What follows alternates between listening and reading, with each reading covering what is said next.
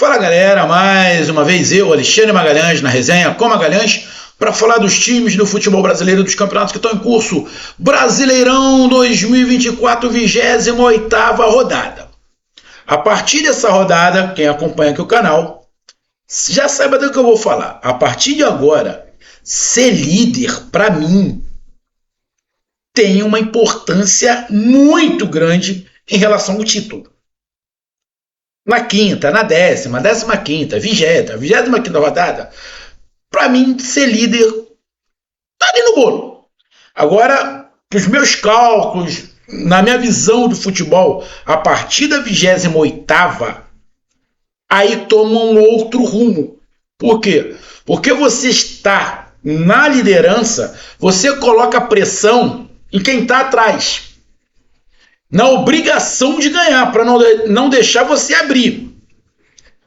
E quem está atrás vai fazer de tudo para não deixar essa distância aumentar. Então, você ser líder a partir da 28ª rodada, para mim, tem um peso muito grande.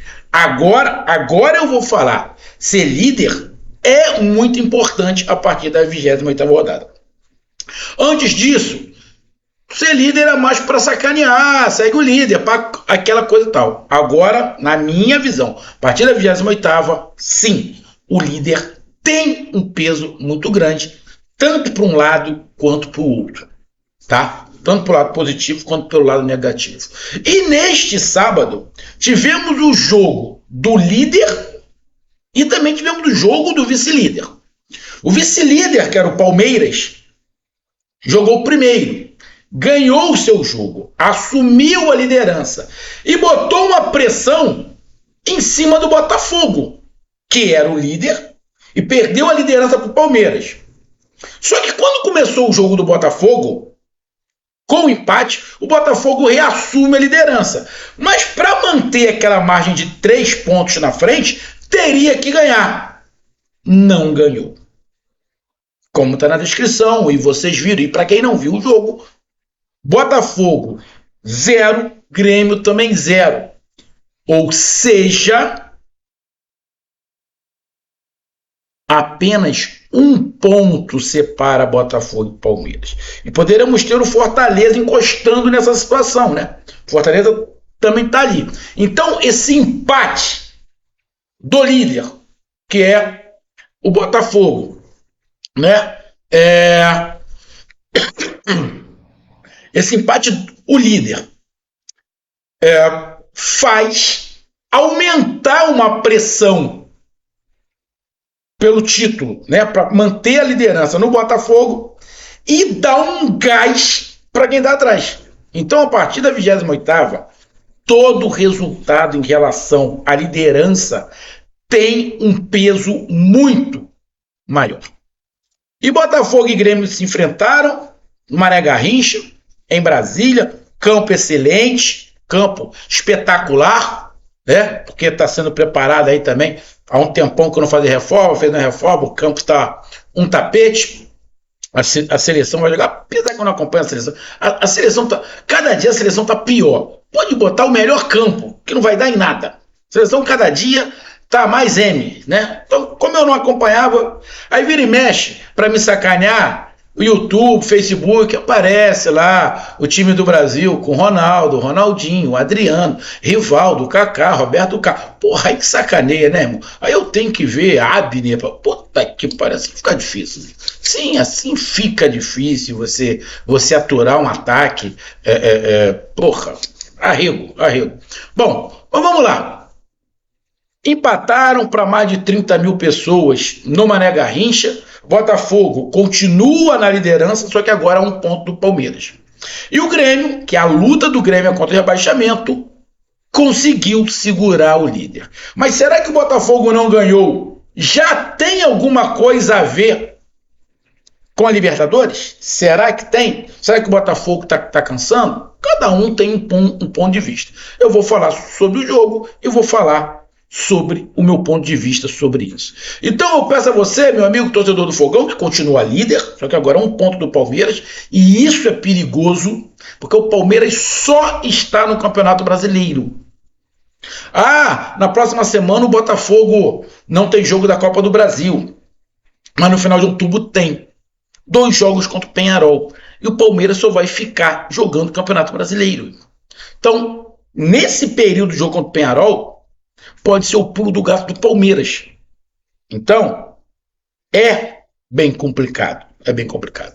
Então eu peço a você, meu amigo torcedor do Botafogo, meu amigo torcedor do Grêmio, eu peço que você curta, compartilhe, inscreva-se no canal, dê o seu like, ative a notificação, coloque seus comentários, entre no nosso WhatsApp, está aqui embaixo na descrição do canal, você vai lá, diz seu nome, o time que você torce, que eu coloco você no grupo do seu time, só para lembrar, para falar de futebol, não é para falar de política, nem de religião, e se você quiser ajudar o canal a crescer, você pode dar através do Pix, que é o número do nosso WhatsApp, você pode dar através do Superchat, quando estiver fazendo lives, e você pode dar através do clube de membro do canal Resenha com Magalhães, aqui embaixo de azul. E agora você pode ajudar através do Valeu, que é esse coração cifrão que está do lado compartilhar. Mais uma coisa, não deixe de se inscrever no canal, porque mais da metade da galera que acompanha o canal não é inscrito. Então, dessa moral pro canal, inscreva-se no canal.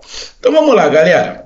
Vamos aqui de cara para classificação. O Botafogo, com esse empate, que foi mando de campo do Botafogo, só para lembrar, vai a 57 pontos, fica 1 ponto à frente do Palmeiras, com 28 jogos, né? Perdeu aquela gordurinha, apesar que aquela gordurinha era importante, óbvio que uma gordurinha em relação ao campeonato é sempre muito importante. Mas mesmo esses 3 pontos, o Palmeiras ganhando, o Palmeiras tinha passado. Por quê? Porque o saldo de gols do Palmeiras é melhor do que o do Botafogo. Agora é só 1 ponto. Agora, se o Palmeiras ganhar, o Botafogo não vai poder só empatar, vai ter que ganhar também, porque senão perde a liderança. Então, é o que eu falei, a partir da 28ª rodada, a pressão é muito maior para todo mundo. E o Grêmio, com esse empate, está aqui na 11ª colocação com 32 pontos, tem um jogo a menos, né?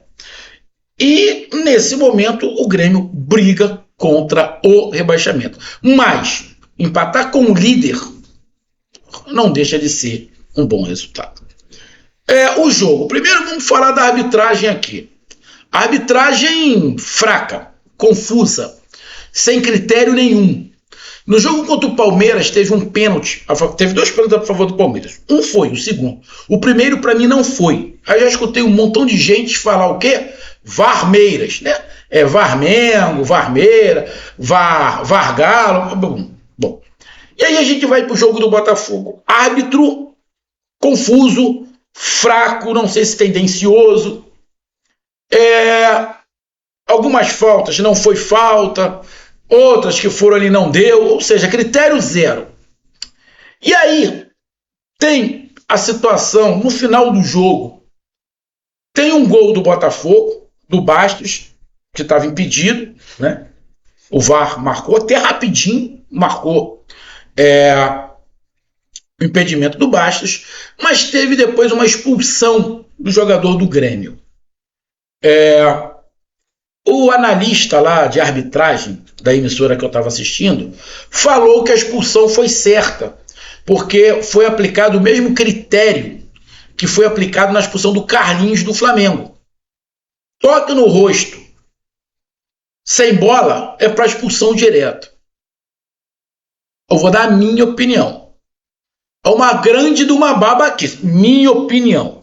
Uma coisa é você dar um soco, dar uma cotovelada.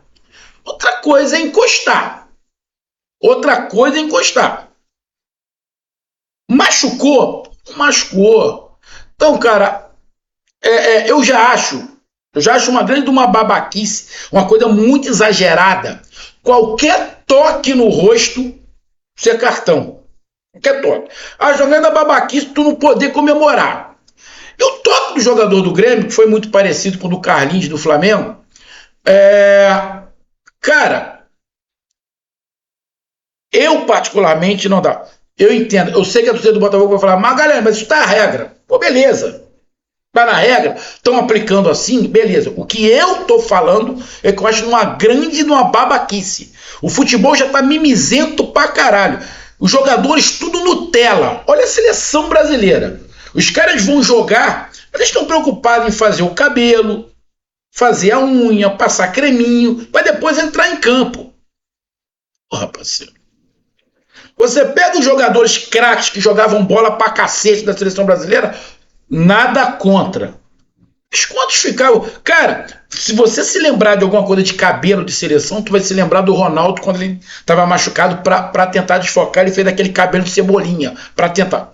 Fora isso, irmão, tinha quase jogador com tatuagem. Pô, parceiro, não tenho nada contra tatuagem, não. Eu tenho até uma. Mas, irmão, o futebol virou uma grande uma babaquice. Uma grande uma babaquice. E aí, se coloca outras babaquices dentro do campo. Eu não acho que qualquer toque no rosto é para cartão. E ali houve um empurrão para coisa e tal, ele botou a... Pô, cara, desculpa. Para mim, ter expulsado o jogador do Grêmio direto foi covardia. Ter expulsado o jogador do Grêmio direto foi covardia. Ah, mas teve a expulsão do Carlinhos, que também, na minha opinião, foi exagero.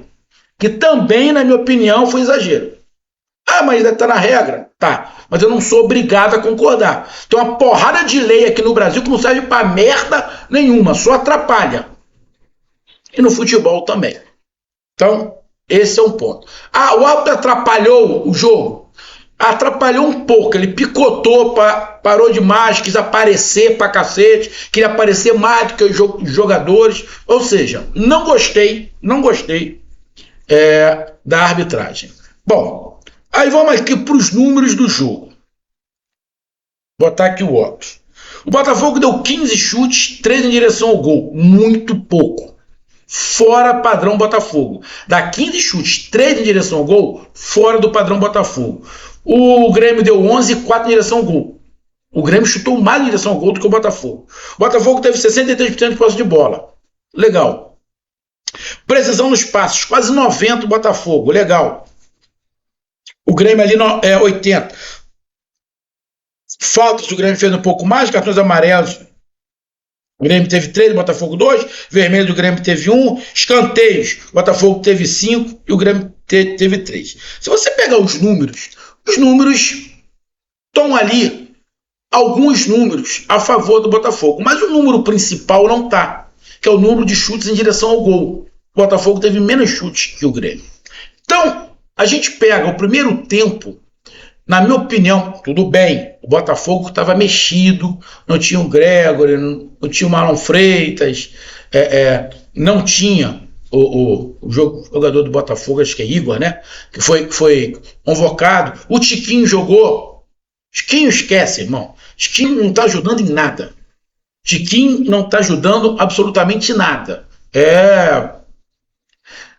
Para compor o elenco ali não está ajudando muito, essa é a verdade. Então, cara, o primeiro tempo o Grêmio conseguiu anular, o Grêmio foi melhor do que o Botafogo.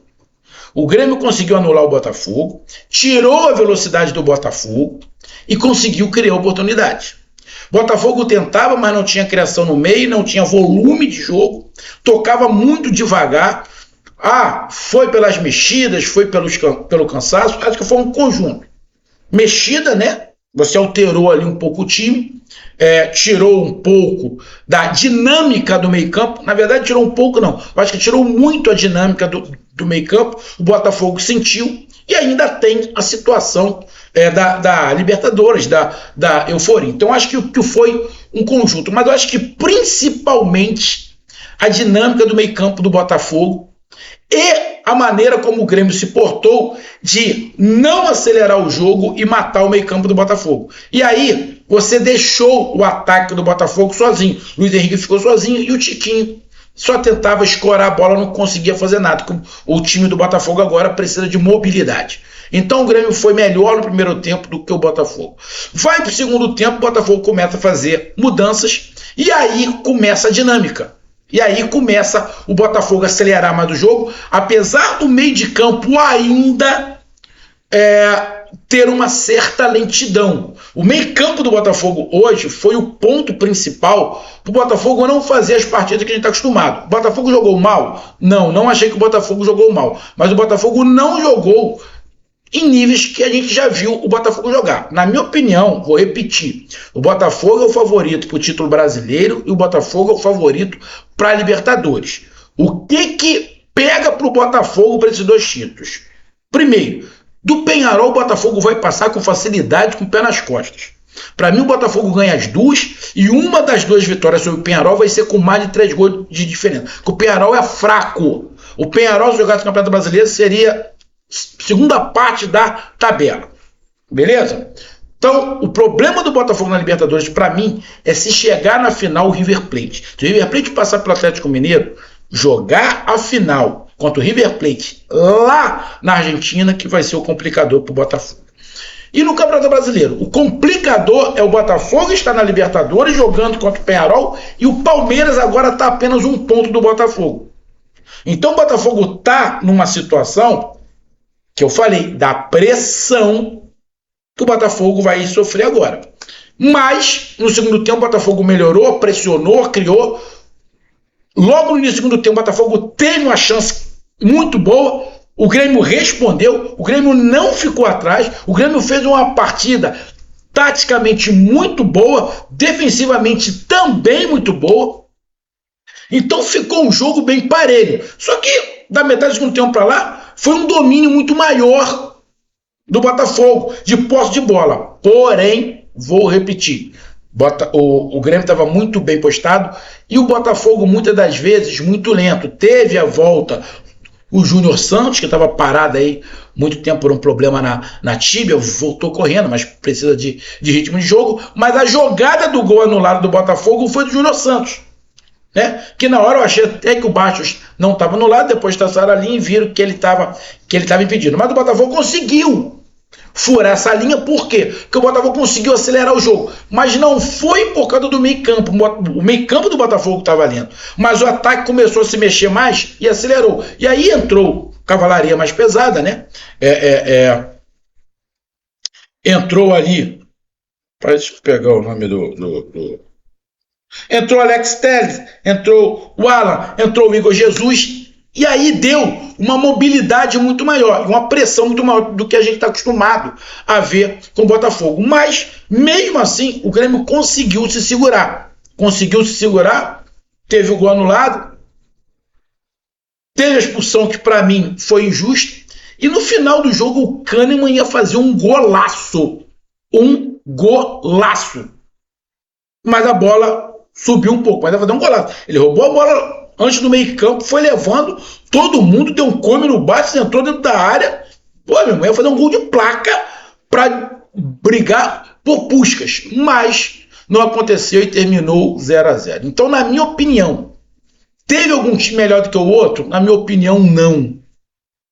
Foi um jogo muito parelho. Primeiro tempo mais do Grêmio, segundo tempo mais do Botafogo, mas o Botafogo não foi o Botafogo que a gente está acostumado. Mas fez a partida mal? Não.